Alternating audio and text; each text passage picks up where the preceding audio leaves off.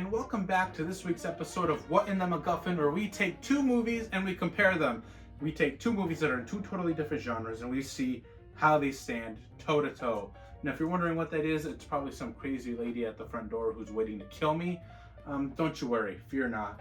We're going to continue this podcast. We are looking to expand more and more episodes, but today, the two movies that we're going to be comparing have two of the same actresses, in fact.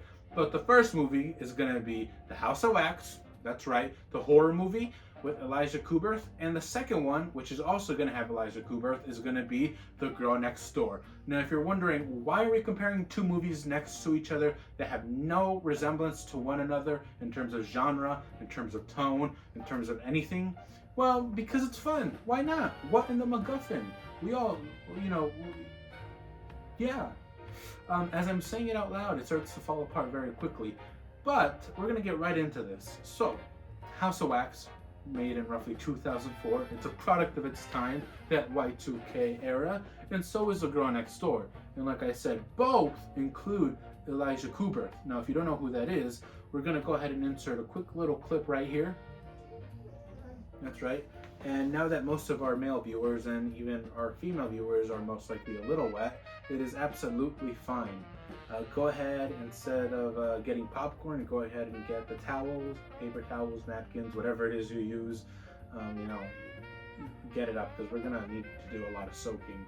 But anyhow, House of Wax was made in 2004. Not only does it have weird casts, I guess you could say, it has Chad Michael Murray, which for a while he was kind of gone. He was great in the early 2000s to around 2009, and then for some reason, looks can only get you so far, and you actually need acting power if you're going to make it in Hollywood.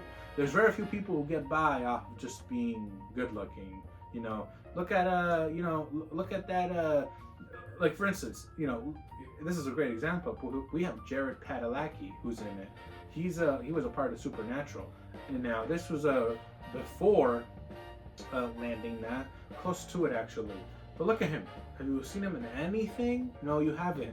And in fact, it's almost like the better looking you are in Hollywood, it's almost a curse, because you can get typecast when you're young. You're very handsome, and you might even age to remain handsome. Jensen Ackles, look at him. He's also a part of Supernatural, and look at him. For the longest time, all he really did was Supernatural, but he aged well. I don't know what he did. He must be like wearing his sunscreen. You could say he's not a part of that top tier Hollywood spectrum. Now, that doesn't mean he's not talented, because if there's anything that we've seen lately, it's that in The Boys he is phenomenal. But going back to the cast, we have Elijah Kuberth, we have what's his name, Michael Chad Murray, all these forgettable actors, Jared Padalecki. The only one who's not forgettable is I'm not going to say Paris Hilton. I'm going to say is Elijah Kuberth, because she's actually got a lot of skill, not just in this movie, but in general. But moreover, we're going to be going ahead and talking about the casting and how weird it is, because they did a total, there's a black guy and some white nerdy guy, and of course everybody knows Paris Hilton is in this. Why?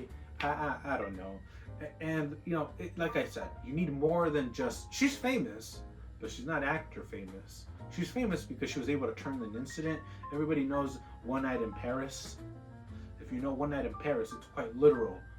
Don't watch the video if you're underage. I'm sure you can find it.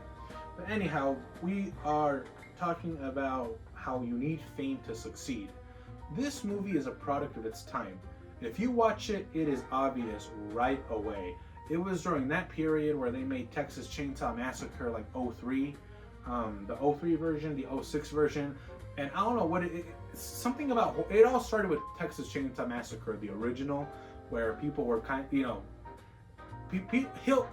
always took in the middle of nowhere, and please excuse my language, but I'm gonna say this, it's bumfuck. It always took place in bumfuck, like Texas or some secluded area where it's pretty much decommissioned. For some reason, no one lives there except for a few rednecks.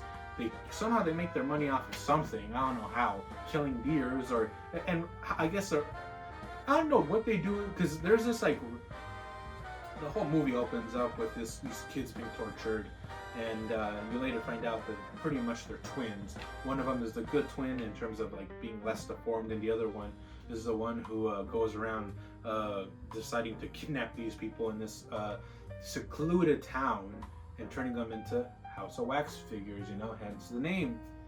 Not to be confused with the movie in the 70s or 60s. But anyhow, you know, this is a product of its time, because just like other movies, it follows that formula where it's a bunch of kids that are dumb. They're very attractive. They're underage drinking. They got it all. You know, when I watch this, I've rewatched this movie several times, and it's one of my favorite horror movies. But it's rich kids doing things that they shouldn't do. In fact, it's every movie's like that. A lot of horror movies are like that. Not all of them, but a lot of them.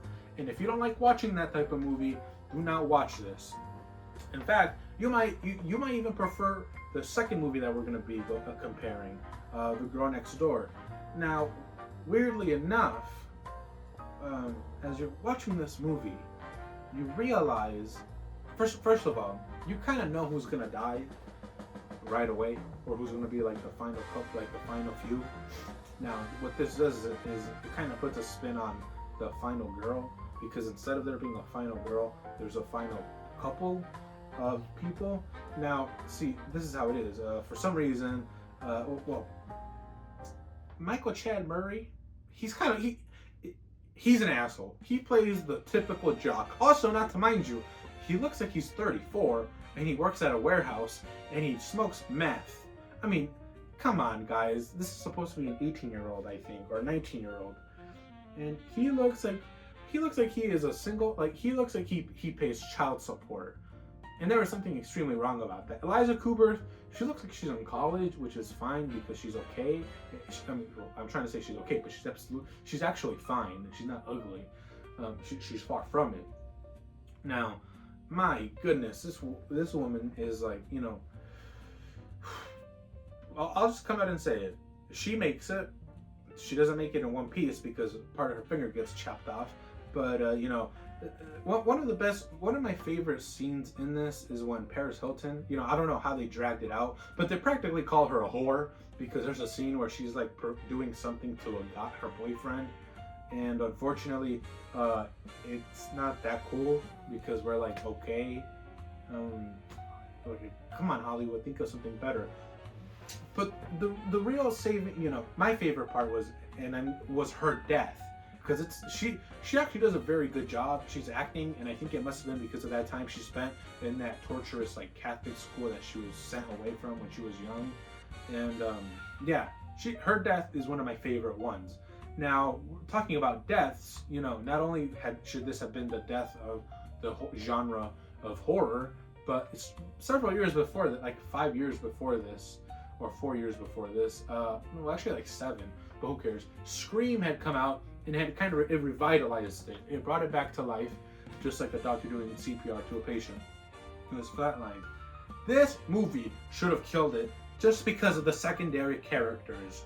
You gotta make the secondary characters interesting. If not, no one cares about them, and we don't care about them. In fact, it's just like we're waiting for them to die. Now that we're talking about deaths that don't necessarily matter, or, you know, I know Paris Hilton's death, in my opinion, was cool. One of the more tragic ones, and one of the most wronged characters in probably cinematic history, aside from the boy in like the striped pajamas who accidentally gets like, that movie's confusing. But anyhow, the most tragic ending in cinematic history would have to be when Jared Padalecki's character, he gets both of, I believe it's both of his Achilles tendons like cut, and he falls. And essentially, he gets dragged downstairs to the killer's lair, Waxman. I don't know. We never really get addressed like a real name, but Waxman. You know what he does is he's somehow he's in the middle of nowhere. He's able to create this. And look, my dog is right here. Say hi. Say hi. Say hi. But in the middle of bumfuck, they're able to this deranged man is able to somehow create this like apparatus that like it's like these tubes and pipes that carry hot wax, And what they do essentially is they inject it into you, and it lays it all over you.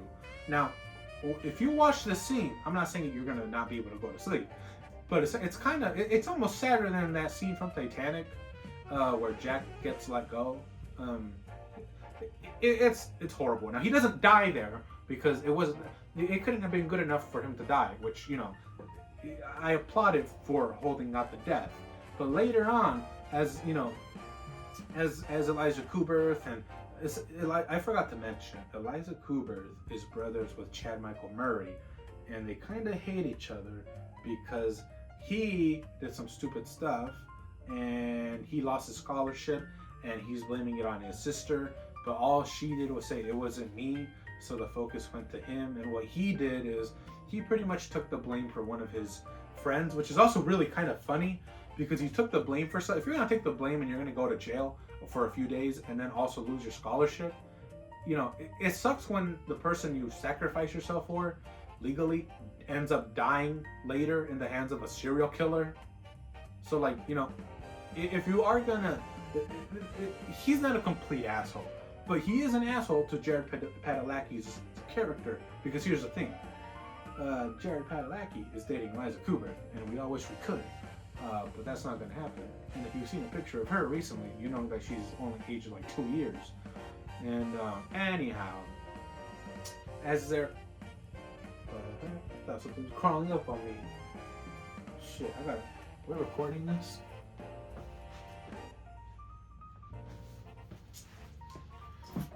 But anyhow, as we're getting back to it, they're brother and sister, and he's pretty much got this terrible grudge against her. And in the process of staying, they're going to a concert, they stay there, and as they're getting ready to leave, the night before they had a run-in with the serial killer, with a redneck. It's not really disclosed until later who it is, and they end up upsetting it because Chad Michael Murray, being so intelligent, decides to throw a goddamn football at the headlight of the truck driver's truck, and it kind of makes him mad. And I guess someone, we don't know who exactly, but we later find out that there's two brothers that are twins. They must have gone to Jared Padalecki. Jared Padalecki, he drives a nice ass car in this. Don't let it fool you. He drives a nice muscle car, and he gets his timing belt ripped off on purpose so that they have to stay there. Now, what do? Elijah Kuberth and Jared Padalecki. God, take a shot every time you hear me say Jared Padalecki. But essentially, they decide to go down into the town to see if there's an auto shop, and guess what? There is. And guess what? There's also a timing belt of the exact same size that they need, because why wouldn't there be? Now, as you're going into this town, just in general, over the whole period, you realize something is really wrong. There's no one there. There's puppies there that they're alive somehow, and they haven't been fed in years, which makes me wonder how long that town has been abandoned for. If recently, if long ago, who knows? And this is when he runs into one of a priest. He's a priest. I'm gonna spill it. He's giving the sermon to a bunch of wax figures, which you can put it together are victims that in the past were the same situations of the characters that we're watching. They went there, they got stranded. Here's the thing: if you're gonna stay the night at a place that's an actual RV place, or even stay overnight at I don't know. Or here's something better: take shifts driving and just make it in one go. Make it in one go. Have we learned nothing? I know these movies are the what ifs and the hypotheticals, but these movies would last 10 minutes if they just kept driving. In fact, it would be like a vlog, a travel vlog. But they both meet the priest. He's kind of crazy, and he's also really awfully young to be a priest. He also looks kind of like an emo vampire, which is really weird. But he's like, yeah, sure, I'll take you to my house, which you should never do. They do things that they never should do, but they still do it. And they decide to do it, and they decide to go through with it. He goes to their house, this is where it gets really stupid. Or this is where it gets horrible. Like I said, he gets his Achilles chopped. They carry him down, and this is when the killer, Waxman, injects him with the wax, lays the wax on top of him, and there's a horrible scene where he's practically being tortured, and he's being kind of like, not necessarily burned alive, but if anybody's a kink and a freak, they know what wax play is. When they put like wax on your back and it turns you on, it's like this, but all over your body. And you can see, he's strapped down, and all you see are his eyes move, and he's like, I mean, he did a phenomenal job. I don't know why he didn't, these young actors, it's so hard to get more work. But later he went on to become Supernatural. Now, you don't need to know about how the others died. Essentially, in the process of that, Eliza Kuberth, she's trying to escape, and she gets taken down by the priest, and he ties her down to a chair. And it gets really, really, really, really kind of odd, because he decides to like super glue her mouth, because that's when Michael Chad Murray's character, along with someone else, that one nerd character, they both go into town to try to find, the boyfriend and his sister. And now here, he's really honest, and he's like, I actually don't hate her boyfriend. He's really nice. I'm just giving him a hard time. Yeah, well, really? You're giving him a hard time? Guess who's giving him a hard time? A goddamn fucking serial killer.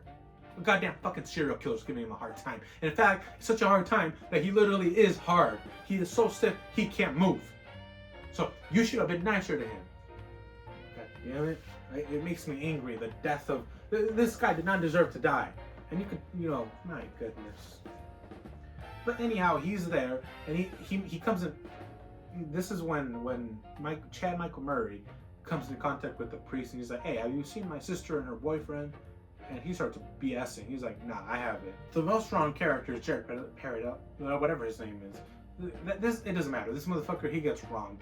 Essentially, he gets, his girlfriend sees him covered in wax, and she thinks that she can save him, and she starts clawing away at his face. It's unfortunate, because as soon as she starts doing that, she realizes he's gone. He is literally waxified and is like breaking apart. Like if you pick him up, if you do anything to him while the wax is still semi-fresh, he will break apart. It is a terrible way to go. In fact, it is so terrible that the serial killer comes in, and she is forced to leave him behind, and she decides to like throw flames down, and it catches a big flame, and it's enough for her to escape, which is good. Terrible for him, because essentially what this means is now he's a human candle that's melting at an extremely high rate of temperature. Horrible. And she's able to escape to the top, and her 30-year-old brother, who's supposed to play an 18-year-old, is there too. But house and fire don't go well together, so of course what? Okay, so this is my 4th time recording this fucking video. I'm this fucking close to I don't even know what to throwing I already threw my phone at the fucking wall. First of all, it stopped recording on its own. Second of all, my stupid mother called me for apparently now she gives a fuck about me. She didn't give a fuck about me 10 years ago, which is fucking refreshing. But anyhow, we're just gonna speed into this bullshit. This is my 3rd time telling the ending, which the ending isn't even that good. But they have Eliza Kuberth has a fight. She has a fight with Waxman. 30-year-old brother who's supposed to be 18. They both end up jumping out just in time out of the wax house, and they end up landing on the floor. Paramedics finally come after, I don't know how, I don't know who calls them, because they're in the middle of bumfuck. And as they do that thing where both of them are in the paramedic car, whatever it's called, the ambulance. And as they're driving away, they realize that there's somebody else who's living, and that there was actually a 3rd brother possibly, and that it was the redneck that they pissed off. That's the end of it. What do I give this a rating? Depending on if you're high, a 10. Well, not even, a 7. If you're sober and you're not doing any drugs, a 5. If you're not a horror movie goer, you're not gonna like this, a 2. Now we're gonna take a break for our sponsors. And now we welcome you to a brief little break from our entertainment podcast to say that, hey, although we don't have any sponsorships, we would like to get some. And if we don't get any sponsorships, well, that's totally okay, because we can still get monetized. So what are you waiting for? Hit that subscribe button and help us get to 1,000 subscribers, and even more importantly, 3,000 hours of watch time. That's right, 3,000 hours of watch time. I don't know how that's gonna happen. Wow, what a great sponsor moment, right? Phenomenal. Now we're going to be talking about our second movie, The Girl Next Door. Once again, like I said, it has Elijah Cooper. This is a funnier movie. This is happier. That doesn't mean that a kid should watch this alone or at all. It has Elijah Cooper paired with no other than Speed Racer. Now, if you're wondering who that is, it's not your fault because we haven't seen this motherfucker in many movies since. I am talking about Emil Hirsch. Now, he was in Speed Racer, Into the Wild, that movie about that poor young man who decided to give up all of his financial support and money and stability to go live a life where he lived in a shitty RV in Alaska, and then died there of hunger. Poor guy. But he played that guy, and then he also played Jason Sebring in Once Upon a Time in Hollywood. But anyhow, this is a beautiful movie in my opinion. It's a movie about love. It's a movie about seeing what others see in you and believing in it. Now, this movie is very lighthearted, simple plot, yet one of my favorite movies of its time. Once again, product of its time. It was filmed circa 2000, and not only does it have those two star powers, but it also has Timothy Olyphant. And if you don't know who Timothy Olyphant is, then, well, I don't know what to say. I really don't know what to say. Watch more movies or watch more TV. But anyhow, this starts off with, we're picked off with Emil's character, who is a nobody, a useless guy at school, nothing but A+, about to graduate. And lo and behold, who does he end up meeting just a few days before graduation? He ends up meeting this beautiful woman who is drop dead gorgeous, who is played by Elijah Cooper. I think her name is Alyssa. I don't know. But anyhow, they do this whole moment where when she arrives, he stares at her, she stares at him. But he does this thing where he kind of stops and time stops, and it's, you know, he crashes into the trash can. And I think from then on, they were both into each other. I think she did a better job at hiding it, because what we don't know is that she is a porn star. Now, that's nothing to be ashamed of necessarily in the movie, because it puts a beautiful spin on it. Yeah, it does put a beautiful spin on it. But, you know, Emil not getting any pum, not being a pussy hound, being a perv, and being a peeping Tom, he decides to look through her window from his window, and she catches him. So what does she decide to do? She decides to haze him, go over to his house, and say, hey, I saw you peeping, get in the car. And it makes him strip down all the way naked through the neighborhood for about like 20 minutes. Now, yeah, it was quite an introduction. But this is a matter of two totally different people, dissimilar, who end up actually hitting it well off.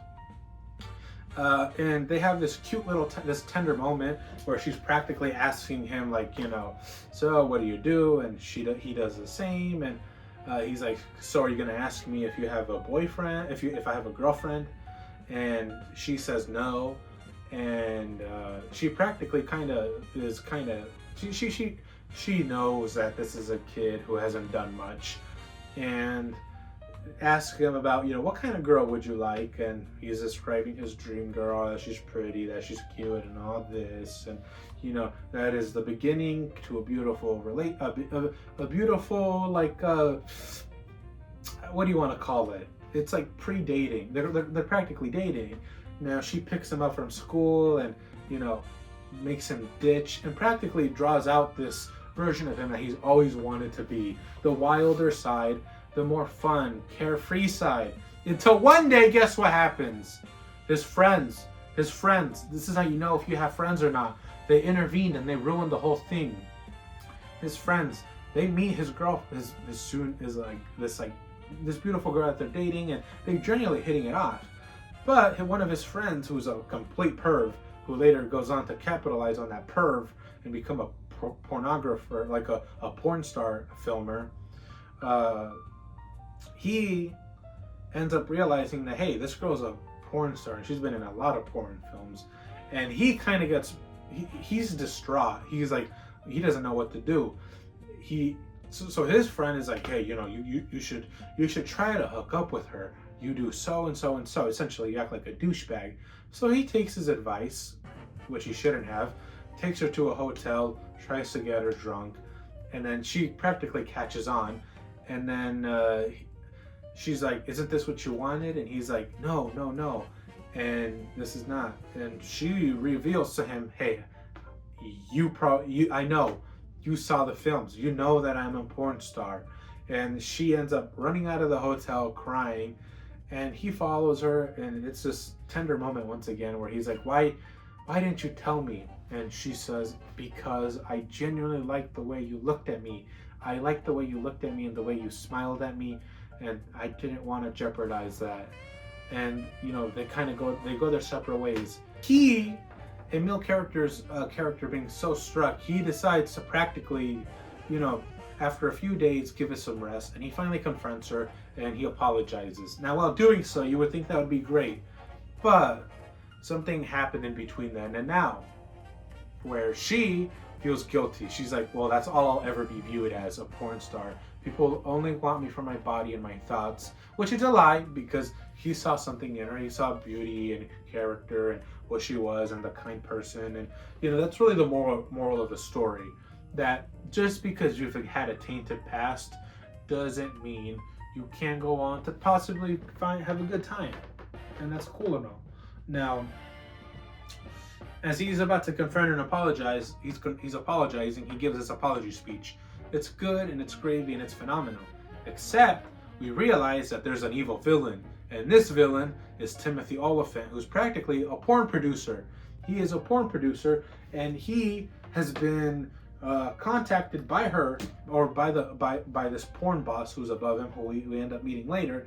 And essentially, he's like, "Yeah, I'm here to take you back, and we're gonna go, and we're gonna go back, and we're gonna use you as an adult film star." And she agrees, and he's taken aback.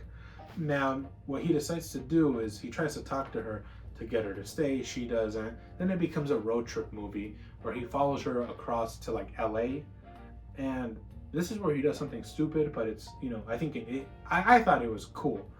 He gives her the drawing that they had on their first date, that she drew about the dream girl, which reflected her. It was her. She all along was trying to plant this idea to like make a move on me. She genuinely really thought this, she really liked this guy. And there were several moments where she was kind of setting it up for him, where it was like 95% of the way was done. Now you have to act on it. There's a sweet moment prior to that where he ends up ultimately kissing her at a party. And that's the beginning of the relationship. But fast forward to this, he chases her to LA, drives to LA, hands her the picture and says, "You are better than this." And she decides to practically walk away. Now that's not good, because now he's gone. Timothy Oliphant's character, the main villain, the porn director, he's out, a porn star. He doesn't like that. So what does he do? He practically kidnaps Emil's character and beats the shit out of him, drugs him, and he's like, "The only way you're getting out of this is if you pay me. If you pay me lots of money." So what do they decide to do? He decides to, he has to give this commencement speech. He's drugged up. He gives it. He's having fun. And he gives this beautiful speech about how, in life, it's okay to deviate to get what you want. It's okay to be unconventional and be a fuck up and to do all this stuff if you can get the girl and if you can just get what you want. Sometimes getting what you want means being unconventional. And she hears this speech, and what he says is, you got to make sure that the squeeze, that every squeeze is worth the drop. And she loves it, and he still doesn't get the scholarship, but they end up falling on each other and leaning on one another for support. And he decides, "Hey, I'm gonna get you out of this. You don't need to. We're gonna get ourselves out of this."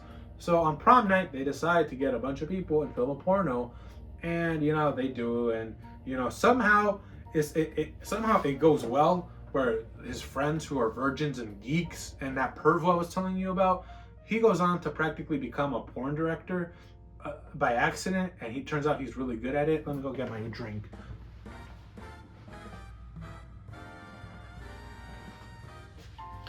he ends up, and maybe we could get sponsored by Bubbly.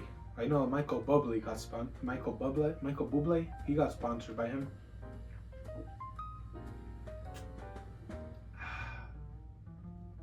Bubbly. Make your day bubbly. How's that for a commercial? But anyhow, it gets crazy because they filmed this porn film, and it goes on to, like, the way they construct it is it's not real porn. They use real porn stars, but it's porn, but it's sex education. And this porn film, it really is porn film. This porn film goes on to be used in high schools all over the world. It gets distributed. His friends get famous. He gets famous. He no longer needs a scholarship because, that guy who I was telling you, Timothy Oliphant, the guy above him, there was this, like, he's almost like the cartel of porn, of the porn industry. Well, he's like, now you messed up. Sheesh. Maybe don't get Bubbly. Maybe don't sponsor me. I'm burping. But he wronged, like, the cartel leader of porn. And he's like, listen, son, the only way you're gonna get out of this is if you make me money. And what he does is he's able to, him and his friends on prom night, they practically get a bunch of people, these porn stars and their friends, and they're about to film a porno. Then what happens is, things backfire, but they backfire for the best, because one of the virgin nerds ends up kind of being an actor on the film with the two porn stars, and it becomes this porno film about sex education. And then it becomes distributed, and he becomes practically Emil Hirsch. He is able to pull this off, and in the process, he makes his friend not a virgin. He makes his other friend like a bona fide real porn director, and he makes so much money he don't need the scholarship anymore.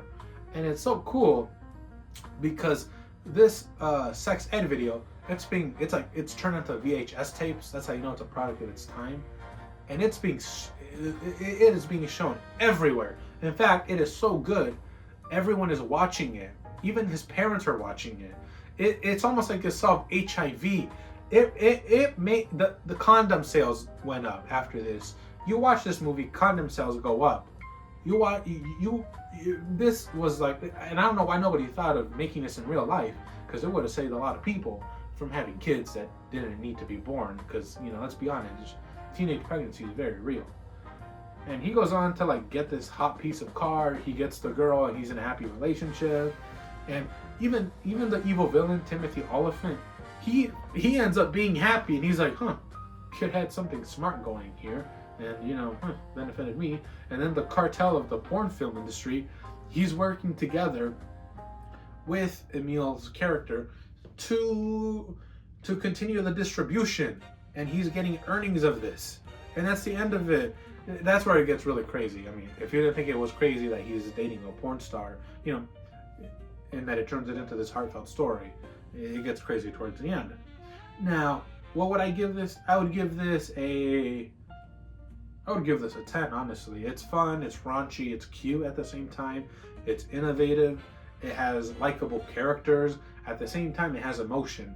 Now, how would I compare this to House of Wax? Which one's better? Which one would I recommend watching if you had to watch it with maybe a date? Let's say you had to choose a date for date night.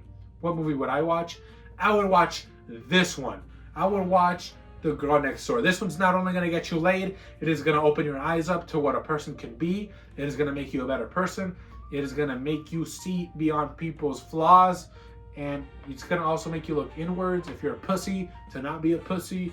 And with that being said, that is going to be the end of this episode for What in the MacGuffin. If you enjoyed it, leave a like. Bubbly, if you're watching this, forget what I said. Do sponsor me, and see you till next time.